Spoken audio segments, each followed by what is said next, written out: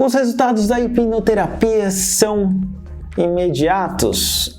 Meu nome é Juliano Menchini, eu sou seu hipnoterapeuta decodificador favorito. Estou aqui nesse bate-horário, bate-canal de novo para tirar todas as suas dúvidas e uma coisa que me perguntam: os resultados são imediatos? Gente, como que vai ser padronizado uma coisa que cada pessoa é uma pessoa e cada um depende da sua biologia, tá? Então, basicamente, tem muitos resultados que são imediatos, que a pessoa já sai transformada, e tem resultados que às vezes demoram um pouco mais para a pessoa ter esse conhecimento, ter essa percepção. Então, normalmente, um retorno de uma sessão ou a distância de uma sessão para outra é de 1 a 3 meses para dar tempo da pessoa perceber isso tudo, tá?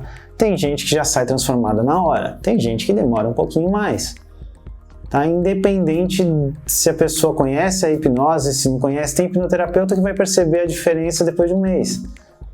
Tem cliente normal que nunca fez hipnose, nunca fez hipnoterapia aqui, no mesmo dia, no dia seguinte, já está transformado. Então é uma coisa relativa, tá? Quero deixar isto bem claro para vocês. E o resultado da hipnose, da hipnoterapia, é muito mais rápido do que das outras psicoterapias comuns, tá? Existem estudos, existem um monte de coisas. Se você é terapeuta e ficou bravo com o que eu falei, vem se tratar, tá? Porque se você ficou bravo, é alguma coisinha que está dentro de você, tem que tratar aí, tá? O que acontece? O tempo é muito mais eficaz, a hipnoterapia, porque a gente mexe direto com o subconsciente, direto onde estão as emoções, direto onde estão os traumas, sem o fator crítico, aquela vozinha chata que fica falando: isso não existe, isso não vai dar certo, blá blá blá. A gente põe isso aí de lado, a gente vai lá e já ressignifica direto onde está gravado a porcaria toda. Então é por isso que a hipnoterapia funciona tão rápido, tá?